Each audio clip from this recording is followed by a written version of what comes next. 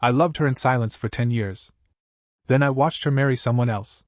I thought that was the end, until the truth about her husband unraveled everything. What started as heartbreak turned into something I never expected. You know that feeling when you're the side character in your own story? That's how I felt the day Emma handed me her wedding invitation. It came in the mail, not even in person. A thick white envelope with gold embossed letters and her name, Emma Lynn Carter, right above his, Brian Blake. The kind of name that sounds like it comes with a trust fund and a yacht.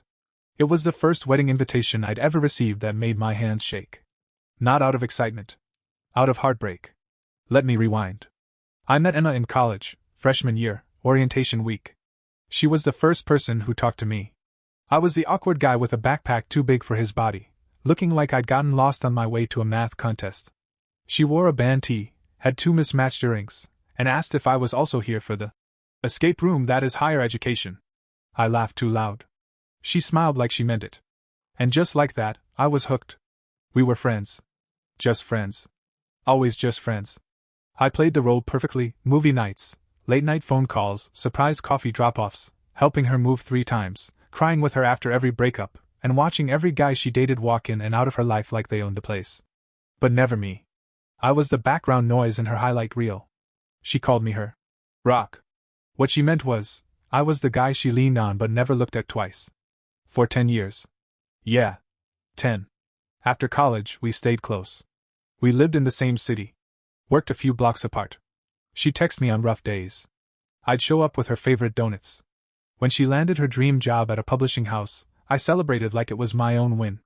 I thought maybe, just maybe, someday she'd realize I'd always been there. Then she met Brian. And everything changed. At first, it was little things: shorter calls, skipped hangouts, one-word texts. Then suddenly, she was head over heels for a guy who wore pastel sweaters and said "sport," unironically. I tried to be happy for her. I really did. I even met him. He was nice. Polite. Boring as drywall. But she sparkled around him in a way that made me feel like I'd been dimmed for years. When she told me they were engaged, I smiled and congratulated her. Then I went home and sat in the dark for 3 hours. I didn't even cry. I just felt hollow, like someone had scooped out a piece of me. And then the invitation came. I almost didn't go. I thought, what's the point? Watch the girl I love marry someone else? Sounds like a punishment, not a celebration. But I went. Not because I wanted closure. Because some part of me still hoped there'd be a sign. A moment. Something. The wedding was beautiful, of course. She looked like something out of a dream, lace and sunlight and everything I'd never have. I stood in the back during the ceremony, pretending not to exist. Afterward, at the reception, she found me. "Hey, you came!" She beamed, and hugged me like nothing had changed. "Of course." I lied. And that's when it happened. Right as I pulled away from the hug, she leaned in close and whispered, "I need to talk to you. Tonight. After." I blinked. "What?" She smiled. "Don't leave early." Then she was gone. I spent the rest of the night in a daze. She danced with Brian. Cut the cake. Made a toast. But she kept glancing at me like something was unfinished. Something important. At the end of the night, she found me again. "Can we walk?" It was midnight. The guests were trickling out. She slipped off her heels and we strolled through the quiet garden behind the venue. "I couldn't tell you before," she said. "Tell me what?" "I didn't marry him because I'm in love with him." My heart stopped. "I married him because I didn't know what else to do. Because I was scared. Because I thought you'd never say anything." I couldn't breathe. "I loved you," she said. "For years. I still do." I wanted to scream, to cry, to hold her, to kiss her, but then she added, "But it's too late now." I stood there in the dark garden, her words hanging in the air like smoke that wouldn't clear. "But it's too late now." That line echoed in my head over and over like some cruel punchline to a joke I didn't realize I was in. I stared at her. My voice finally caught up to me. "Emma, why didn't you say anything?" She gave a sad little laugh and looked down at her bare feet, brushing the grass. "Because you never did. And I thought if you didn't, it meant you didn't feel the same." My mouth opened. Nothing came out. "I waited," she said. "After every breakup. After every stupid guy. I waited for you to say something, to just tell me." I wanted to tell her I had. Just not out loud. I said it in every text, every favor, every moment I showed up when no one else did. I loved her silently, thoroughly, completely. "I thought you were better off," I said, voice low. She shook her head. You don't get it. I didn't want better. I wanted you. We stood there like that, two broken clocks finally hitting the same time, but after the alarm had already gone off. Then she looked back toward the building. The music had faded. The lights were dimming. I have to go. Emma. No. She cut in softly. This was selfish of me. I shouldn't have said anything. I needed you to know. So I wouldn't spend the rest of my life wondering. She leaned in, kissed me on the cheek, and walked away. That was the last time I saw her. At least for a while. After that night, I disappeared for a bit. Quit my job. Traveled. Tried to find myself. Whatever that means. Mostly I just tried to outrun the feeling that I had lost something I never really had. A year passed. I didn't hear from her. Not a call. Not a text. Not even a birthday message, which she never missed before. She was a ghost. Or maybe I was. Then, one random Tuesday, I got a message from her sister, Katie. Can we talk? It's about Emma. My heart dropped. I called immediately. Katie sounded shaken. She left him. I sat down hard on the edge of my bed. What? She left Brian. Moved out 2 weeks ago. She's staying with our mom. Why? Katie hesitated. I think you should come see her. I didn't ask questions. I got in my car and drove 4 hours to her hometown. The whole way, my thoughts spun wild. Did she leave because of me? Was she okay? What did this mean? When I got there, Emma wasn't the same. She looked thinner, tired, like someone who'd been walking through fog for months. But when she saw me, something lit up behind her eyes. She invited me to sit on the porch with her. We didn't speak for a long time. Finally, she said, "He wasn't who I thought he was." Brian? She nodded. He changed after the wedding. Or maybe he was always like that, and I just didn't want to see it. Did he hurt you? Not like that. But he made me feel small. Like I owed him something for choosing me. Like he was doing me a favor by being there. My jaw clenched. I had always known something was off about that guy. Then one night. She went on. I found something. She reached into a shoebox beside her and handed me a stack of printed emails. I read the subject line of the first one. Emma Carter, background request. They were from a private investigator. Hired by Brian. A full year before they got married. He had dug into her past. Interviewed old classmates. Read her emails. Listened to phone conversations. He even had a file on me. He didn't trust me. She whispered. He thought I had feelings for someone else. I swallowed hard. Did he ever say anything? No. But he always had this edge to him. Like he was waiting to catch me in a lie.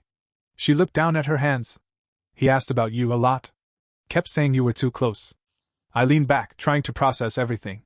Why didn't you tell me any of this? Because I was ashamed. And because I thought, maybe I deserved it. For marrying someone I didn't love. I reached out and covered her hand with mine. You didn't deserve any of that. We sat in silence again. Then she looked up at me, eyes red but steady. I don't want to wonder anymore. I don't want to wonder anymore. That's what Emma said. Just like that, like it was the simplest sentence in the world. But for me, it cracked something open inside. Because I knew exactly what she meant. I had spent over a decade wondering. What if I'd said something sooner? What if I told her during one of those movie nights or when she called me crying at 2 a.m.? What if I hadn't played it so safe? And now here we were. Two people with too much history and no roadmap forward. You don't have to wonder, I said quietly. Not anymore. She looked up at me, eyes searching. Then tell me. Everything. Just tell me. So I did. I told her about the night I first realized I loved her, back in college, when she made me walk to a food truck at midnight in the pouring rain just to get her favorite tacos. I told her how I watched every boyfriend she had like I was bracing for a car crash. How every time she smiled at someone else, it gutted me a little more. I thought you saw me as a brother, I said. I thought I didn't have a shot. I never did, she whispered. Not once. That night we didn't kiss. We didn't hold hands. We didn't fall into some fairy tale ending. We just sat there under a pale porch light, with 10 years of mischances between us. But something shifted. Something real. In the months that followed, we took it slow. Emma moved into a small apartment across town. Started therapy. Focused on herself. I supported her, but I didn't push. We had learned that timing matters, and rushing things now could break something fragile. We started having coffee again. Walks in the park. Long talks about nothing and everything. One afternoon, I found a shoebox at my doorstep. No note. Just a box. Inside were photos, hundreds of them. Pictures of Emma and me. From college, from birthday parties, from lazy Sundays. Most of them I didn't even remember being taken. But she'd kept them all. At the bottom of the box was a folded-up napkin from a diner we used to go to during finals week. Written on it, in her handwriting. I was always looking at you. I was just scared to say it out loud. 6 months later, we were sitting on her couch, watching some terrible cooking competition show, when she turned to me and said, "Do you think we missed our moment?" I paused. Thought about it. "No," I said. "I think we're building it now." She smiled. "Good. Because I think I'm finally ready to fall in love properly." I looked at her, really looked at her, and felt something I hadn't felt in years. Hope. But just when everything seemed to be finally falling into place, the past came knocking. Literally. One night, there was a knock at Emma's door. It was Brian. He looked different. Haggard. Unshaven. Wild-eyed. "I just want to talk," he said. I stepped between them. "She doesn't owe you anything." He ignored me. "Emma, please. Just 5 minutes." She hesitated. I could see her wrestling with it. Closure? Curiosity? Old guilt? Finally, she nodded. 5 minutes. That's it." They went into the kitchen. I stood near the hallway, ears straining. His voice was low, urgent. Hers stayed calm, steady. Then I heard something that made my blood freeze. "You told him, didn't you? About the file. About what I had." Emma's voice. "I told him the truth. That you spied on me. On us. Do you even know what you've done?" Brian hissed. "You think I'm just going to disappear?" That's when I walked in. "No one asked you to show up here," I said firmly. "You need to leave. Now." He stared at me for a moment, like he was sizing me up. Then he turned back to her. "This isn't over." And he left. We thought that was the end of it. But we were wrong. A week later, Emma got a letter from a lawyer. Brian was suing her for defamation and emotional distress, claiming her accusations had cost him a major business deal and damaged his reputation. It was a scare tactic. A desperate one. But it worked. Emma spiraled. "I should have kept quiet," she said one night, hands shaking as she clutched the papers. "I should have just let it go." "No," I said. "You did the right thing. And I'm not letting him do this to you." I found her a lawyer. We gathered everything, emails, files, even witness statements from Katie and old friends. The case dragged on for months. But we never wavered. And then, out of nowhere, the real twist came. Our lawyer discovered something strange. Brian hadn't just hired a private investigator. He was one. Licensed. Experienced. And operating under a different name in another state. All this time, he had pretended to be someone else, used a fake background, fake job, even a fabricated college degree. He wasn't Brian Blake. His real name was Jeremy Foster. And he had a long history of surveillance work, manipulation, and financial fraud. We handed everything over to the authorities. Suddenly, the lawsuit vanished.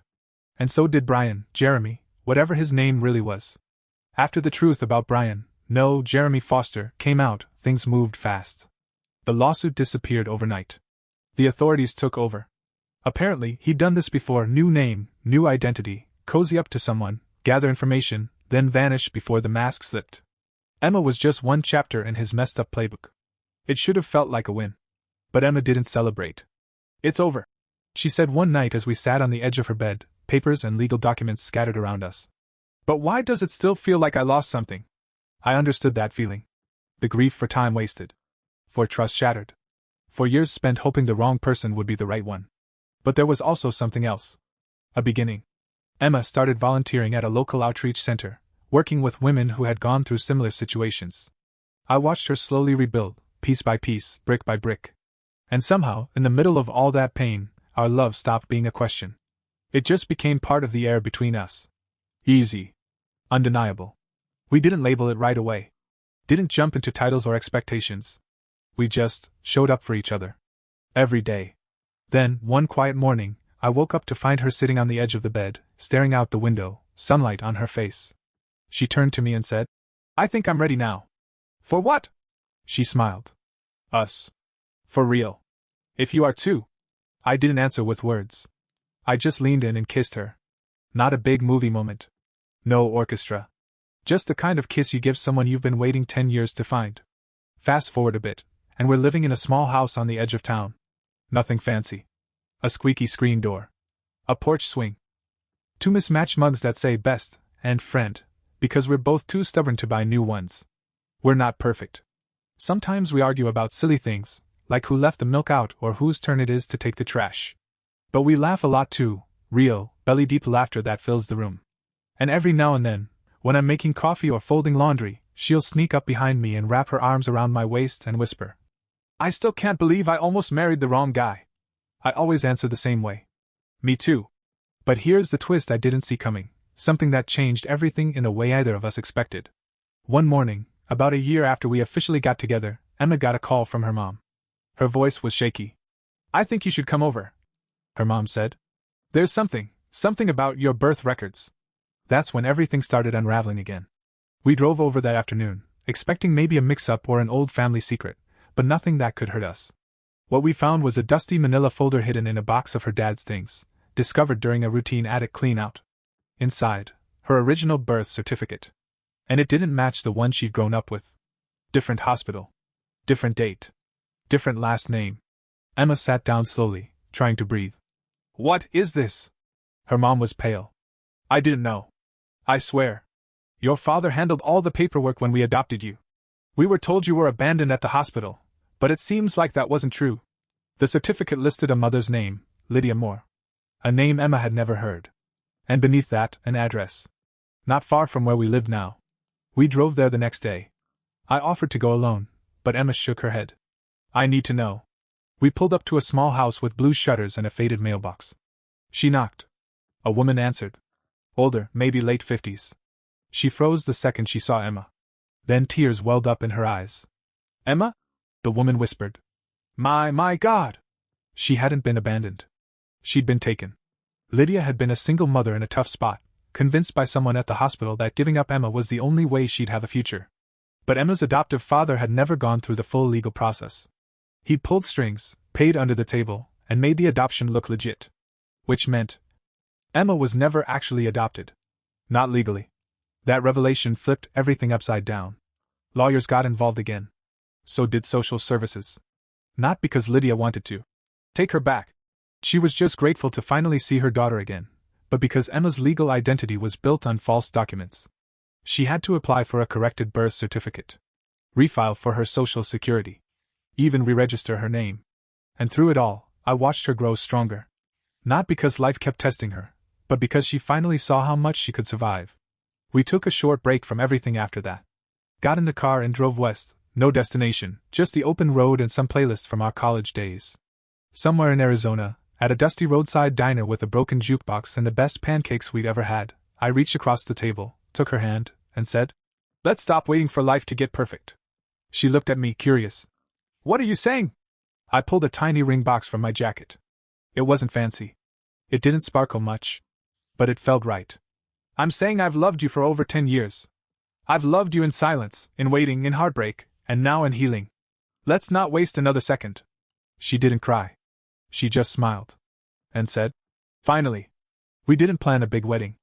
After everything we'd been through, the near miss, the heartbreak, the lawsuit, the fake identity, the unexpected birth mother, we were just tired of dramatic endings. So we kept it simple. A backyard ceremony. String lights. Our closest friends. Her sister Katie as the officiant. We read our vows off torn notebook paper, and I swear I've never meant words more in my entire life. She looked stunning. Not in the magazine cover kind of way, but in that real-life finally at peace kind of way. And when I said, "I do," I didn't just mean it for that day. I meant it for all the nights I waited in silence. For the days I wondered if she'd ever feel the same. For every moment I nearly gave up.